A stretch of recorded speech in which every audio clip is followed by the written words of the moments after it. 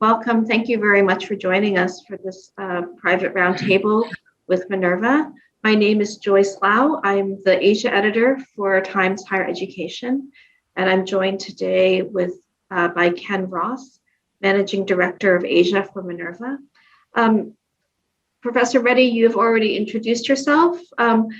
Maybe we can just go around and you can just say your name and your institution. Professor Krishnan? Yeah, I am Professor Krishnan, Vice Chancellor, Madurai Kamaraj University in Tamil Nadu. Actually, we are available from the center of Tamil Nadu. One side we have 6 hours travel to Chennai, another side 6 hours travel to Kanyakumari. So this is the university started in 1964.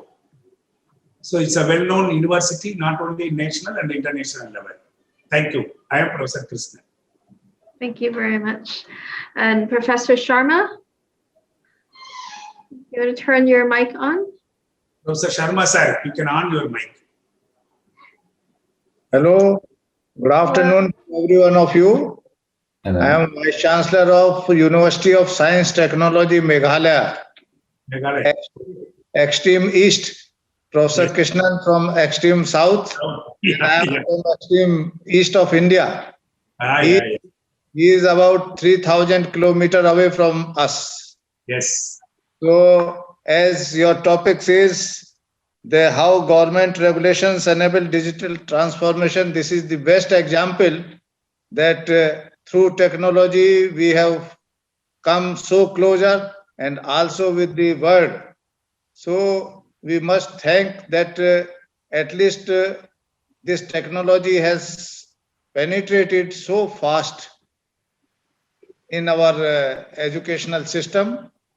And though there was a COVID pandemic and lot of, you can say, panic and depression and disturbance for face-to-face interaction, but this is also an opportunity for all of us that through this technology, we can come together, we can share our experiences, we can share our strength, and we can help each other to remove if there is any difficulty.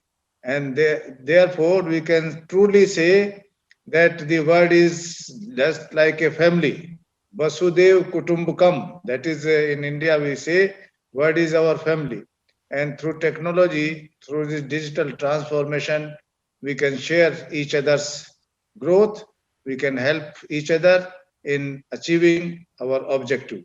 So thank you very much that bringing us through this webinar together, and we will be sharing our experiences, because now this has become very important part of our academic activity, very important part of sharing knowledge and also getting expertized help and opinion and knowledge from abroad without spending any single pie.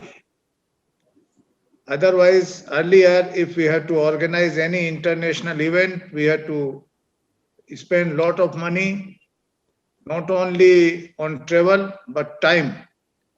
That it will take weeks together to make a plan, to get visa, because in certain areas of our Northeast, visa is not easily available. It takes minimum 6 months to get visa processed and all this. But through this technology, all the opportunities can be shared. And this can also help to enhance the employability of the youth of India, because India is a country of youths. 65% people are having that youth. So they will also get exposure to the new knowledge, especially skill, and they can enrich through their knowledge and how they can contribute in the growth of not only our country, nation, area, but also the whole world. So I am thankful to you to give this opportunity to all of us. Thank you very much. Thank you so much for joining us, Professor Sharma, Professor Krishna, and Professor Reddy. Now that we've introduced ourselves, I'm going to pass the talk over to Ken so he can tell us a little bit about Minerva and what they do. Certainly. Thanks, Joyce. And it was a pleasure to meet everybody here. Don't think we've met before, so wonderful to see you all. My name is Ken Ross, and I am with Minerva. And I actually look after what Minerva does in the Asia Pacific region. So even though you cannot necessarily tell by the way I look, I actually live in Taiwan, in Taipei. I've lived here for a number of years. And I work with many of particularly our university partners in the region. So, was really excited today to come together and, have perhaps what would be an even broader, discussion about education transformation. And I think this is something that is for those of you, if you've heard a little bit about Minerva and what we do, education transformation is something that's very much true to our hearts.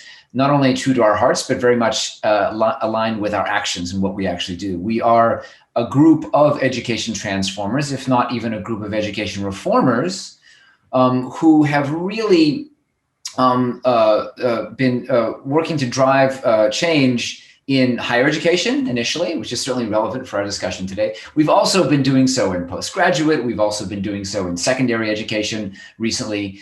By, certainly we have our own university where we have offered up a model that is quite different than a traditional university different from your illustrious institutions, but ones that's quite different, again, with a high level of intentionality, I should say. And that intention really is to put forth different, perhaps more modern, in some ways we believe perhaps more relevant models for higher education. This is something, that we did before COVID. We've been doing this for the past, decade or so. It's something, we did before, India began really rethinking and changing its regulations. And if you look at the sort of how, what, and where of how our approach to education at a pedagogical level, at a curricular level, how we use technology, in our modern world, getting to what Vice Chancellor Sharma mentioned. These are all things that are, we believe, we're quite transformative in our approach. So certainly, as Joyce is going to lead us today, really want to hear a lot more about your visions, forward-looking visions in terms of transformation, and excited to engage. So thank you. Thank you very much. So I think today our theme is going to be on education transformation post-COVID. Oh, we have another participant, Professor Jane. Director Jane, yes. Hello. We've just gone around and introduced ourselves. So would you like to just very briefly say what institution you're from? And I am from IIT Indore, official director. Thank you very much. IIT Indore, India. Thank you very much for joining us. So we're just saying that we are going to talk today about education transformation post-COVID. So it's going to be a really forward-looking, future-looking discussion. And I think what we're interested in exploring is, what do you want to achieve in the future? What do you hope to achieve moving forward for your institution?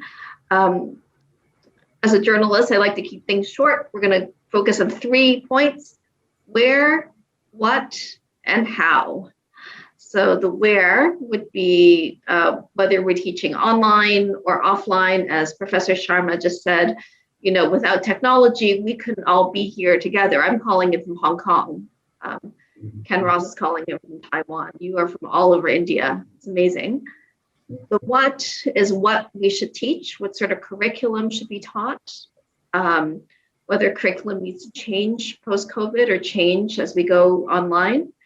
And most importantly, how. So how should things be taught? What pedagogy should we use? So I'm just going to open up the discussion to everyone and start with the where and ask you, do you want to teach fully online partially online, hybrid mode? What sorts of types of teaching are you looking forward to? Can I start now? Yes, absolutely. Okay. Actually, if you are seeing that Madurai Kamaraj University, even though it's 1964 it started, still it's surrounded by so many villages. If you are coming for the digital transformation, I fully accept it. Yes, we need, as Professor G.D. Sarma rightly told that, the technology is going to give the opportunity to meet the people frequently, and the distance is not the matter, time is not the matter, money is not the matter. I accept it completely. But at the same time, if you are seeing, of course, in Madurai Kamaraj University, it's surrounded by near about 75 small villages. If I are asking, my students are coming from, most of the students, coming from the rural background, the small villages. The last boy or girl of my village, whether they are getting that proper internet or not, that is a very big question. So first, if you are going for the full-fledged digital transformation, we need a complete transformation in technology to the village. The village everywhere, they have to get that internet facilities. Then only they can completely come to that online program. That is the number one. Number two, if you are coming for the online program, I don't know, the expert can discuss in next to half an hour. When the students are coming to the university, it's not only for the education. They can learn that culture. That means how they can move with the friends, how they can stay in a common room or common place like a hostel, how they can accommodate with the food what they are supplying. Each other, they are going to learn the moral, culture, heritage of the particular environment. So what I want to know that while transforming the digital way of teaching, I suppose completely, immediately going for online will not be very successful. But my idea is the students should have blended way of learning. Then only they can mingle with the friends, they can mingle with the society, they can have the way in which the people are living, they can understand the situation. That is the point I want to put forth on you to start the discussion, please. Thank you very, very much. I just want to welcome Professor Shastri. Professor, do you want to just introduce yourself? Thank you for making me part of this wonderful event. Do you just want to introduce which institution you're from? Well, I'm Vice Chancellor of Banasthali University. It is the largest residential women's university in the world. It was established as an institution in 1935, but notified as a university in 1983. It is fully residential. Everybody lives in campus. It is situated in a rural area in the state of Rajasthan, which is at times gets negative publicity about women literacy and some gender issues. But right in the heart of that state, there is one women's university which has given the country its first and only lady speaker of the parliament, lady speaker of the state assembly, several chief ministers and deputy chief ministers, and international athletes, international repute musicians and artists, and so on and so forth. And we are very delighted to be part of the Times higher education community. We take part in their activities. We are for last 2 years in the world rankings, a very strong presence in the reputation rankings, in the young rankings, in the emerging economic rankings, in the Asia rankings, and so on and so forth. And I'm delighted to be part of this event. And I'm thankful to you and for Times Higher Education for making me part of this wonderful event. Thank you. Thank you, Professor Shastri. A few of you have mentioned that you are in rural areas. I know that internet connectivity is not that high across India. I've seen various figures anywhere from 40%, 50%, 60%, but certainly there's not full internet connectivity. Coming from outside India, I think we're curious to know, how are you going to address this issue of internet connectivity? What can India do about it, or what can your institutions do about it when not everyone has full access? Well, actually, in my university, we are very fortunate that we get internet connection for several sources and through different technologies, through leased lines and through OFC cables and through other technologies. So we are mostly up. And we decided way back in 1999 that laptop culture was not there, that even on those days, we will take internet to all student dormitories in hostels. We'll provide a PC to be shared between 3 and 4 inmates with an internet connection. So I think we were the first or second university in India to do that. So I think within the campus, it was always we had, despite our remote location, a very strong IT infrastructure. And our PC penetration is 1:3. So student population is 15,000. So we have 5,000 nodes spread all across the campus. But after the pandemic, when we have to switch overnight to online education, and we attract the students from every nook and corner of the country, we were very, very worried that maybe we may not be able to address all our students equitably. But very fortunately, with the mobile phones and other things, I think the phone penetration has improved the reachability quite a bit over the last 2 years. So we are a very comprehensive university. We have 27 departments.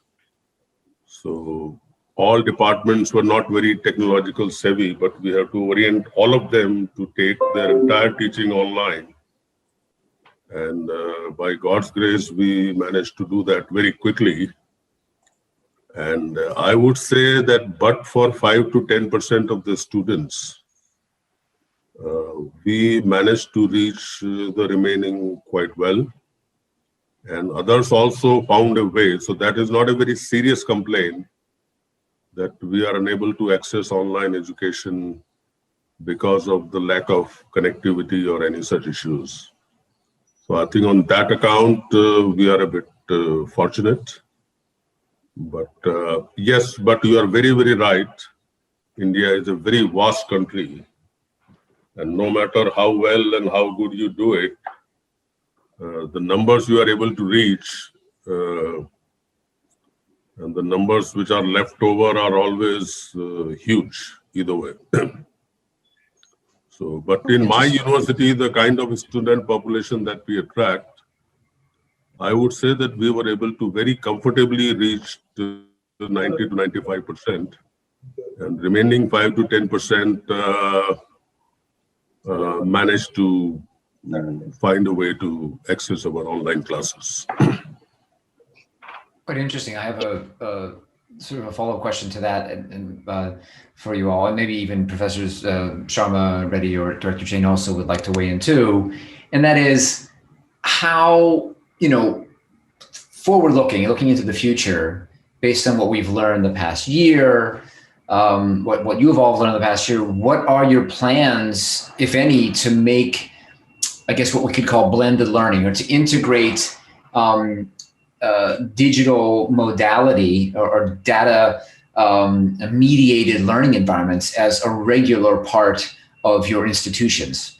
What, if any, plans do you have for that? Because as many, we know from personal experience, but I think as some data also show, it can be very valuable for certain, in a number of scenarios. And so curious to hear what plans you actually may have for that going forward. Any of you? Can I start? Please, yeah. Yeah. First, let me introduce my institute. This is IIT Indore, second generation IIT. We are in the top 10 NIRF ranking of India. We are ranked 55th in Asian University ranking by Times Higher Education. We are ranked 64th among young university ranking by THE, and also world ranking for computer sciences in the rank of 251 to 300. And for engineering sciences and the physical science, it is in the range of bracket of 301 to 400. Now, let me tell you first about the Indian scenario. Well, in a country diverse like India, there is a lot of digital divide. And that digital divide is specific to the geographical region. It is also specific to a particular season. For example, somebody has got a laptop and a mobile, but let us say some disaster happens in that part of India, and some part of India always prone to disaster. For example, during the summer, there is a heavy snowfall, then there is a glacier problem. Again, we have some accident on this Sunday itself. During the summertime, there is a power shortage, so you cannot recharge your mobile or the laptop, even if you have got good internet connectivity. Then during the rainy season, also flood or other situations are there. Again, there is a disruption in the power supply. So throughout the year, some part of the India are faced with this type of thing, even if we have got a good internet connectivity.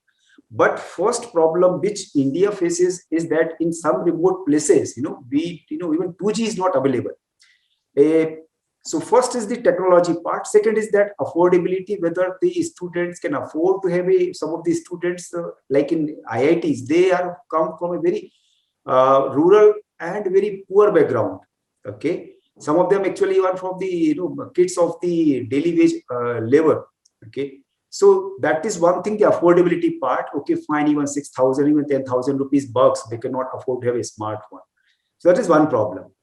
The second problem is that while online learning is what type of environment they at home, some family are joint family, and the students do not get that environment where they can have the uninterrupted online learning. So these are the constraints. But what we have done this pandemic is still we have not started the physical classes. Our teaching is going online since 6th April 2020 last year. But we have called some of the students who have this digital divide. They were facing this problem, but they are attending from their hostel. Okay, as of now, we have not started, but soon we may start like this. But what is the future of this digital, the online learning? I see a great future, because online learning cannot substitute for the classroom learning, but it can very well complement the classroom learning. Now, a lot of universities, IITs, and other university, institute in India are looking for internationalization, the greater involvement of the international faculty. Now, online learning or teaching is the great enabler in that, because of difference in the time in the different different parts of the world, you can do learning at any time. The second thing which can help, which we have experienced, we conducted during this pandemic time some 50 courses, where we trained 3,000 students on different aspects. It's 1 week course or 2 week course. Our teachers could assemble the best of the speakers in the world. Now that would have not been possible if we rely on the the physical presence, the logistic involved in it. So there is a time saving, there is a money saving, and there is a what we can assemble the speakers very early. And also we conducted some faculty development program, same the online mode. So we conducted around 5, every week there was a program. And the best thing was that when we conducted these programs in physical thing, we were limited just, we try to restrict to the speakers available within the institute or nearby institutes. That is the globalization thing which is going to happen. Now, third thing is that we started what we call as the online certification courses for the working professionals. Now, working professionals, they can be from different industries, they can be from different defense, other organizations, where they cannot, it's not possible for them to attend physically, maybe like armed forces or the defense forces, which we cannot come to the campus. But if such programs is run in the online mode, odd hours a day after they complete their office, they can do this. We did one very, very interesting course on, where we teach the Lilavati of Bhaskaracharya, the ancient text in mathematics. And there were international participants, and we adjusted the lectures according to their timing, timings for evening 5 to 8:30.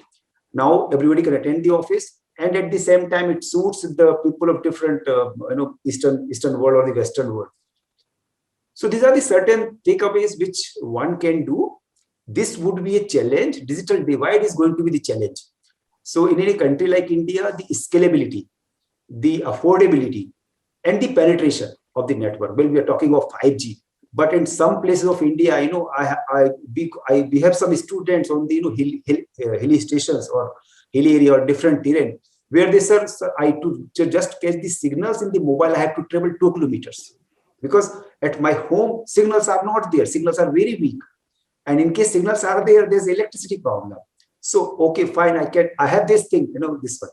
But what we have been doing, wherever these people they cannot afford to have a laptop, we have been contacting, other ITs are contacting their alumni. Can you give one laptop to one of the existing students? So very small things where the alumni of an institute can pitch in to make those people who cannot afford such devices. I think digital is here to stay. It will remain. But for the classroom learning, even from this, from KG to PG, it cannot substitute. There is no substitute for it, but it can greatly complement. And in some cases, it has to be 100%. Thank you very much, Professor Jain. Can I come in? Oh, of course, Professor. Oh, and Professor Reddy. Yeah, because I have not introduced myself, so I only mentioned the name. So let me introduce myself and introduce my institution. I am Professor J. Mahendra Reddy. I am the Vice Chancellor of ICFI Foundation for Higher Education. It's a deemed to be university under Section 3 of the UGC Act 1956. There are 3 important things the university focuses on. Before I come to the digitization, I want to mention the 3 most important things the university focuses on. It focuses on teaching and focuses on a curriculum which is socially relevant. We put in maximum efforts to make the curriculum socially relevant. How does the social relevance come in? By greater interaction with industry. Because what is relevant? But always the reality is important. The real world. What is relevant for the government? And we interact and develop our socially relevant curriculum. And then our university is known for the case approach. Especially in a management school, the case approach is very important. That is where you bring in the real world into the classroom. And this is world-renowned case center we have here in Hyderabad city in the university, next only to Harvard and IMSI. Now, the second important point which I would like to say is the focus on research. Research and teaching are 2 sides of the same coin. And you will see the Times Higher Education rankings, you see recent rankings if you see, and correlate with the research component and the overall rank. You see, there is a very high correlation. Personally, I feel that a good researcher will also make a good researcher, good teacher. And therefore, in our university, we put in tremendous emphasis on research by every teacher. There is an agenda for research for every teacher. Teaching is one thing, research agenda is there, so that they can how do we generate research? Through faculty seminars, you see. Every week there is a seminar in every department. Now it is online, but earlier it was all face to face. And whether it is civil engineering or marketing or finance, there is a seminar, and every faculty member presents, so that the seminar paper becomes a working paper and subsequently a publishable paper. And that is how research is to be developed, not just through isolation. And then again, the focus we place is, how do we make quality research? There are two things which come to my mind. First of all, we have to ask the question of what is relevant? How does it benefit the society? And then having defined the problem, either at the PhD level or faculty research, we need to combine not just the articulation of the problem, you need to establish the findings through a Western developed research methodology. So it's a combination of relevant topics for the Indian context and rigor of the Western methodology, Western models makes a quality research. And we focus on that. We develop the research through seminars, through conferences. Earlier it was face-to-face. Now everything is online. And then we come to we come to publication of the papers and incentivation of the research, so that the faculty, the greatest challenge in India, you ask any vice chancellor of the 1,000 vice chancellors, how to get good quality faculty. And then develop research among the faculty. You have to develop your own faculty. For example, we have introduced an innovative PhD program wherein we have brought in the idea of rigorous coursework for about 1 full year. And then there's a PhD qualifying examination, and then there's a semester abroad, that they get that exposure to teaching and research in an international context, makes them better researchers. We want a good quality PhD thesis and then good quality publications. And we have made that experiment, and I'm happy to tell you it has been quite successful. Then finally, the third aspect which I want to mention, the university focuses on internationalization. Internationalization, study abroad. For example, the students, PhD students who spend a year abroad, they attend seminars, they take courses, and they learn a lot during the process, and they become better quality researchers. Similarly, joint degrees you can think of, collaborate with either British universities or American universities, and then you give credit here. Recently, the budget, day before yesterday, rather on 1st February, the finance minister has presented the budget to the parliament, and she has focused on this internationalization aspect in higher education, which we should most cordially welcome. Then another aspect is recent national education policy. I think, Madam, you have mentioned about the new national education policy, and mentions about the decision of the government, as the recommendation of the government, to establish top 100 universities, give permission to the top 100 universities to set up campuses in India. Now, that is going to benefit India. That is going to benefit the world. How it will benefit India? It increases competition, first of all. Because the presence of a leader, a competent person, makes you think more and be competitive. That's number one. Number two, location of these top universities in the world in India will lead to attract students from Southeast Asia, from Middle East, from African countries, because it will be relatively cheaper to get a degree in India offered by either Stanford or Chicago or whatever universities. So that the dual advantage is there. Not only its cost advantage, and also benefits the students in India to go for this, and maybe save on that and reduce the number going abroad, plus attract other students. Now I like to come to the technology. I want to tell you that our university in the month of March was surprised to see about this COVID, and we have taken several measures. We have introduced faculty training, so that all the 7,000 students in the campus and 300 plus faculty, they have all gone online.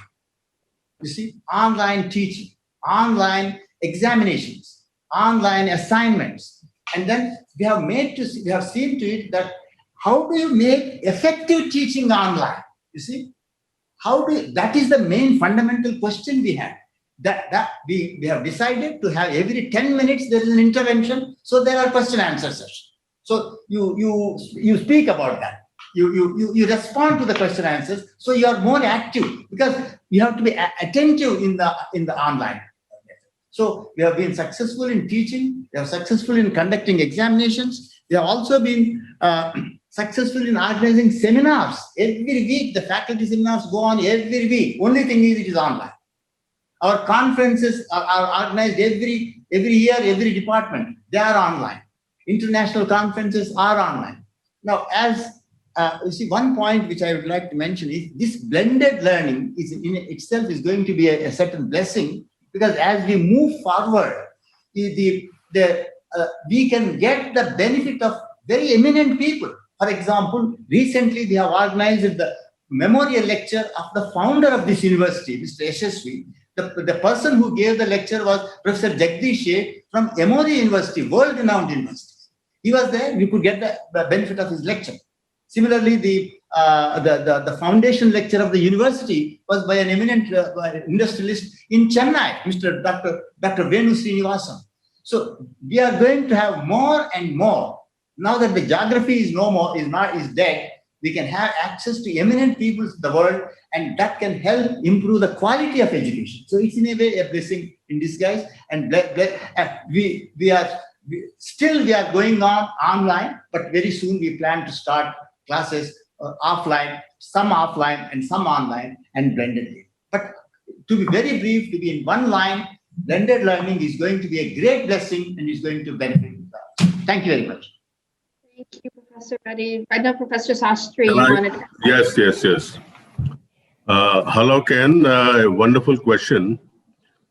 I think there are two sides to this story, and if I tell you the general feeling among the education community in general in India, I think thankfully the pandemic is rapidly declining and is on the low, and all the state governments and central governments have allowed opening up schools and colleges. So many of our friends think that come July or August, they will be back to their usual normal, and this online thing will be thing of the past. That is the general feeling. But we all say that pandemic has changed the world for the good, and I believe that. And I think irrespective of how things pan out, hybrid model is there to stay for good, for my university at least, in so many ways. Because we believe that education is not only for your career, it is for your life also. So we are a very comprehensive university. Besides your specialization, we have a lot of general component built into. And what we have is, we believe, is the five-fold education. Every student must undergo physical education, practical education, aesthetic education, intellectual is anyhow there, and all-encompassing is the moral education. So even in the intellectual part, there is a general component. For example, there is a paper titled Science of Happiness, which is mandatory for every undergraduate student. Now imagine a course taken by 3,000 students, and you teach it into a class of 60, multiplied by 50 times. So it's not an easy thing to do it in a face-to-face model all across the campus. And similarly, like entrepreneurship, we would like to teach it to everyone, and that is very difficult. So I think we are on road to moving to this model that whatever is specific to your discipline, which is done for a smaller population, will be done on a face-to-face mode. But whatever is a part of the general education, which is done on a very, very large scale, is done once for all at a very, very high quality level, which has special lectures from some of the best of the leaders all across the globe. And then it is done for once for good, and then it is taken away. Secondly, in all our master's courses, professional courses, I think the rate at which knowledge is expanding, I think the demand for new and new electives is far exceeds your ability to offer them, So everybody wants a course on this and wants a course on that. And face to face, you can offer only so many. So the another end of the spectrum is very highly specialized courses. We could have a repository of that. And if we are not able to offer it face to face, and if you are very keen on that, you can perhaps take it. And secondly, based on this experience, Government of India came up with a policy that some quality institutions will have a online vertical attached to them. So you are aware that there is a NAC accreditation in India. And by God's grace, very thankfully, Banasthali has the highest A++ grade from NAC. And with a grade point of 3.663, which is the highest in multidisciplinary universities in India. So we were automatically approved, and from the coming session, we will be offering certain degrees online. So there will be a vertical, and just to increase the enrollment and outreach and so on and so forth. Along with that, we are building some certificate and diploma programs of what is our specialty here in India, very India specific, like in Indian classical music and some in Sanskrit and some in other things. And that is our outreach to the whole world. If you want to learn something, it could be offered all across the globe at a very compelling prices. And I can assure you at a very, very best of the best quality, which is available in online. So work is in full force, and we hope to be operational by this summer. So I think there are three very distinct things in which we think we will be very, very active in the online and hybrid model. And that is going to be an integral part of the university as we move ahead. And we won't be able to do without it. And otherwise also, like earlier, it was not possible. We had a few foreign faculty. But within this year, so many of our foreign friends, by the way, I went to college at MIT, Massachusetts. So my friends and so many of my colleagues have their friends. Now, in the online mode, they are all ready to come on board and give a lecture whenever we require, or offer a small module of a course, if not the whole course. So I think what we are good at, we can offer to the whole world. And whatever specialization is available wherever, we can take benefit of that. So I think that hybrid model is really going to be a very, very welcome addition, and is going to stay here. As far as our general education is concerned, which is to be done at a very vast level, very high-end specialized electives are concerned.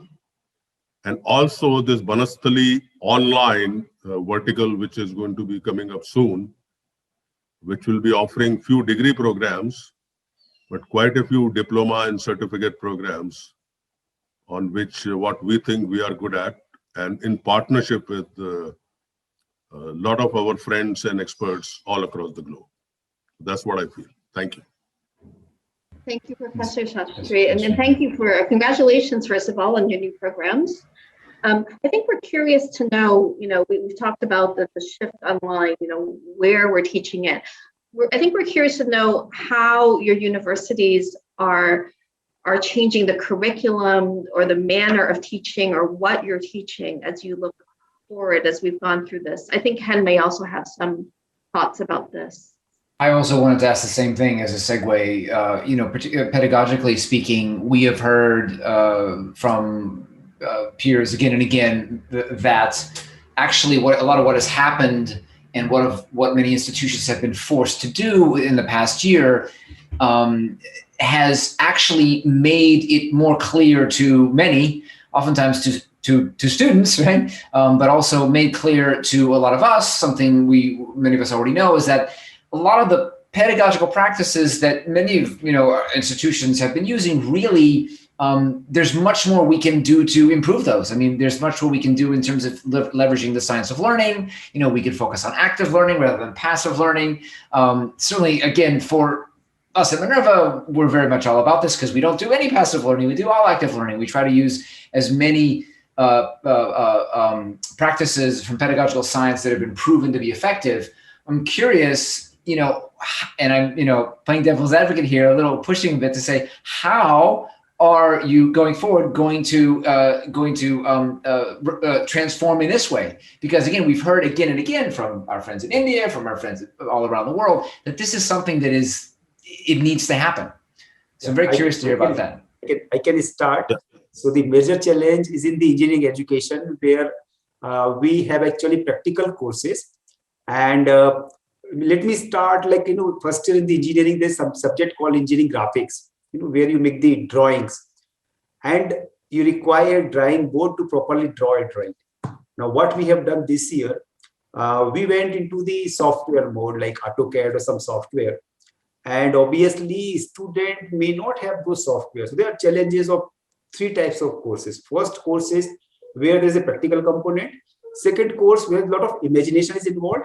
And third course where you need to work on the benches. For example, something is to be done on the workshop, different types of machine. You have to manufacture some product. So that is a challenge. Now, virtual lab, what we have done for certain things, like for example, circuit, electronics lab or the computer science lab, it's easy because the assignments can be given, and mathematics and computer science, you can give the assignments, they can solve on the laptop and then they can give it to you. But there are some engineering courses like mechanical engineering, civil engineering, the metallurgy engineering, the chemistry, the physics.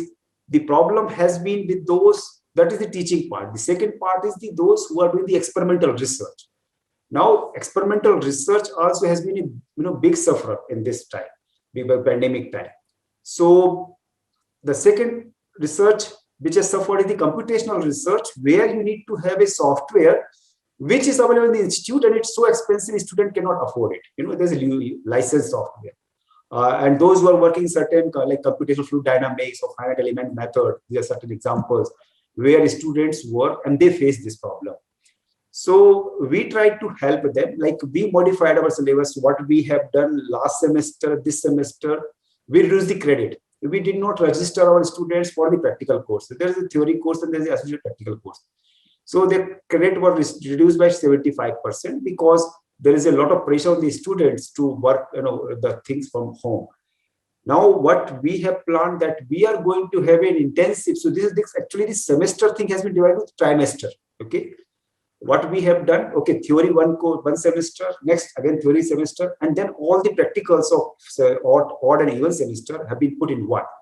And then they would be coming sometime in April and May, and 1 month we are going to devote to do the things on this one.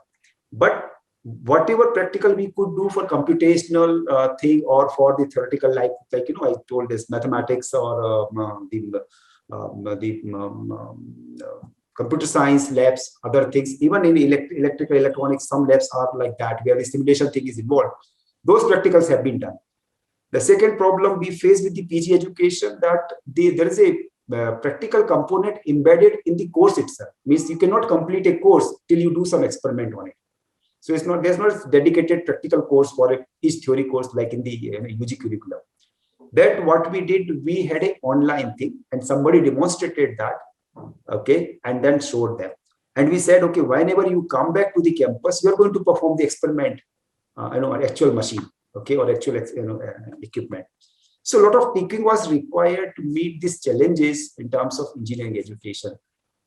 It is easier, like for example, those who are doing MSc in mathematics is not a problem, but there are a lot of people who require the bench on experiment, and then they have to go to the lab and work it.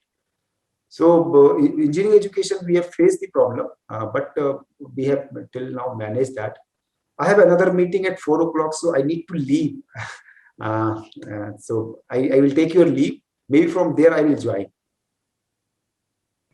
Got it. Okay. Thank I you. think one immediate thing which comes up, Yeah, please. one immediate thing which comes up is that the power of multimedia can be utilized very effectively. Yes. For example, in a classroom mode, if a history lecture is being given, so suppose you are discussing, the Mohenjo-daro and Harappa area. So while the teacher is speaking, a video can show the excavation of those sites and what are the images of that site. So actually, that can make the understanding better. Yes. Yeah, And a complement. small biology course, suppose you are teaching, let's say, a very simple thing. I'm giving a school example like functioning of a heart. No matter how well you explain, but if there is a video which shows how the heart pumps and how the blood goes through all veins and it just comes back, or if you are showing the functioning of a power generator or something, you show a cross section and how all the parts of the machine operates, etc., etc. And every biological phenomena, there is a animation which can be built into it. And before every video lecture goes out, we had a quality assurance committee which insisted that it is made the best of the best. Yes. And I think this exploiting the power of the media to the best possible In fact, made in the learning very education, effective because IIT Delhi, what we are doing among all the IITs, we are creating virtual labs. Okay, where the experiment will be simulated and it would be done. So we are working on that for the technical education for this. But I think the bigger challenge which all of us discuss is the online evaluation. Teaching is fine. People have now, system has not evolved, but there's a continuous evaluation process. But major challenges have been in terms of the evaluation, online evaluation, where a lot of people have faced the problem, how to give the question paper, how to get the answer sheet from the students, whether it is proctored one or unproctored one, whether the bandwidth allows to camera to be switched on or not. I think the online is where we have faced the challenge. I think, and the online evaluation is a really thing which the global community needs to come out how this evaluation online can be done. Actually, I was going to say, Director Jane, that's an interesting point. We don't have time to get into it too much today, but I'd be happy to have a discussion about that even offline, because that's something we have done a lot with ourselves, actually, a lot. And actually, we believe that by using a by having a data mediated learning environment, you can collect feedback and you can assess much more effectively and in much more detail than you can in a traditional way. And I know you're maybe perhaps also talking about specifically assessment and summative assessment and testing, but even beyond that, in terms of the amount of formative assessment that you could provide if you have a data-rich environment that you can actually track and you actually have access, to that data. And it's there's a lot that can be done. So maybe it's a separate discussion. I'm talking about the continuous evaluation, which IIT believes, like assignment submission. And how do we avoid the cheating part, the collaborating, students are collaborating each other and then answering them in a group. There are things which people have thought of and they are working, like sending the question one by one until you submit the first one, next question will be sent on that. I think the entire evaluation process, the educationists have to think about, it's very easy to do it, the things, I'm sorry. But I think a lot of thought process is required, where the global, without compromising the academic standard and academic integrity, and without doubting the integrity of the students, how can we do it? Doing it physically, everyone has mastered out of it, but some new process has to come where we need to perfect the online evaluation globally. That's my thought.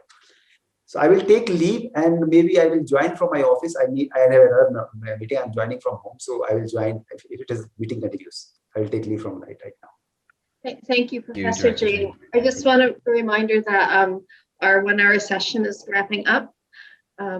just so that you know. But I think the idea of how we teach and what we teach is very interesting. I mean, in Hong Kong, the digital transformation was, we're a small city, the infrastructure is there, but I noticed that people are teaching differently.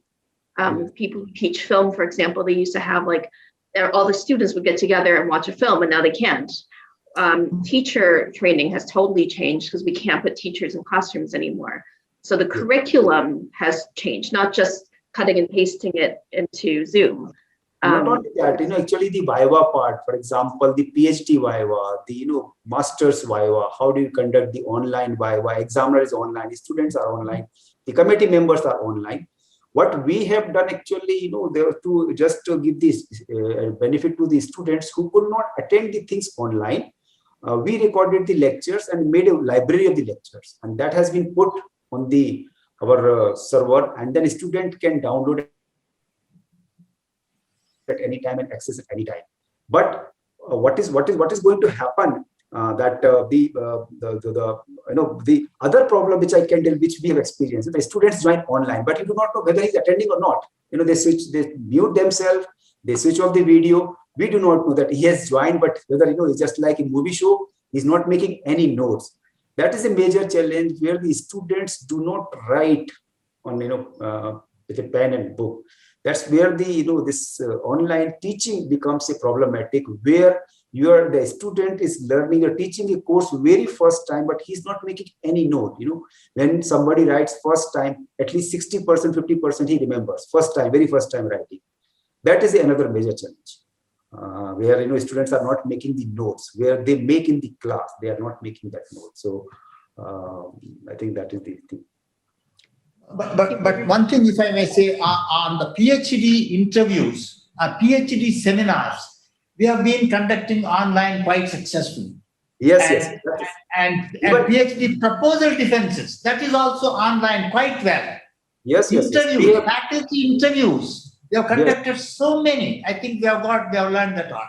Not only we have the challenge, as we said, of examinations is still a challenge. I entirely agree with the professor. Thank you. Yeah, so actually not only that, recruitment is happening online. It has saved a lot. Okay, that's the good thing. Faculty recruitment, staff recruitment, PhD recruitment, that's the best thing I think this online has done. So a lot of things it's not just about learning, teaching, other thing, but if you look at the holistic manner, the different aspects of running an educational institute. So a lot of things, like e-approval, file movement, paper movement has reduced. You are approving through e-line. EIRP has come into the picture. The entire paper trail has become online. So, and that is reducing the time. You quickly approve anything, it comes to you. So, administration point of view, it has helped a lot. Thank you very much. I'm very sorry that we need to. Sorry. I'm very sorry that we need to wrap up our session. It's because our time is up, but I don't know if, Ken, would you like to put any concluding remarks as we? Oh, maybe there's so much we can say. I certainly thank you all for sharing. Obviously, or maybe not obviously, I'll state it again, because at Minerva, we have really rethought so much of what university actually should be down to its core level. So we're always interested in hearing what others, universities, leadership from universities like yourselves, actually have been doing and will be doing to actually to drive transformation with their own institutions. And certainly we. It should be noted, also regularly work with others around the world who have that in mind, who want to leverage some of the best of the science of learning, some of the best practices, and some of the things that we ourselves and some others actually do to drive those transformations, really like fundamental systemic transformations in those institutions, be them at a pedagogical transformation level, right? Be it at a curricular transformation level, be it at a transformation of how you use technology, not just for, in some of the ways that we discussed today, but really how you leverage it to create a better learning environment. I mean, we know this, and we have data that actually we can use to prove that for certain things, right, particularly for certain learning environments, a data-mediated classroom setting allows you to do things that you actually cannot do really in a bricks and mortar setting, not just in terms of increasing engagement, but also the ability to increase how you track and learning outcomes and how you assess. Anyway, so that's, very, very interested to hear what you've thought. I might also, there's certainly a lot of other things we could potentially discuss. So perhaps maybe some of us can find a time to do so in smaller groups going forward. But again, thanks for sharing today. And thank you very much, Joyce, for curriculum transformation. I think the curriculum transformation is more, the intellectual capability, the industry, government interaction, etc. they play. What is the curriculum to be taught? But pedagogy, the technology plays a tremendous important role in pedagogical transformation. I think that I want to make the distinction. Thank you. We believe you are absolutely right. And we believe that it can actually assist and enable, right, you to actually use what pedagogical science actually shows is most effective. Now, the problem is most of the technology out there doesn't do this. Zoom, bless their hearts, is great for a meeting like this. We're having a discussion, great. But this, or our friends at Google, this stuff has not been designed to allow us as educators to optimize student learning outcomes. It has not been designed for that. It's been designed to have a meeting like this, and that's great. We know because we designed something that is meant to optimize learning outcomes. And so maybe I'm a little bit biased here, but I believe you're absolutely right in this respect. So. Yes. Thank you very much, Professor Reddy, Professor Shastri, yes. Professor Sharma, Professor Krishnan. Thank you for staying so long and having this great conversation. I really hope that we can continue these conversations. You can reach out to us anytime. And thank you again for joining us. Hello. We thank Times Higher Education for this opportunity. Thank you. Thank you so much. Thanks for Times Higher Education. Thank you all. Thank you. Have a wonderful Thank you. night. Bye-bye. Thanks, Ken. Thanks, Joyce. Thank you. Thank you. Thank you, Professor. Thank you very much. Thank you.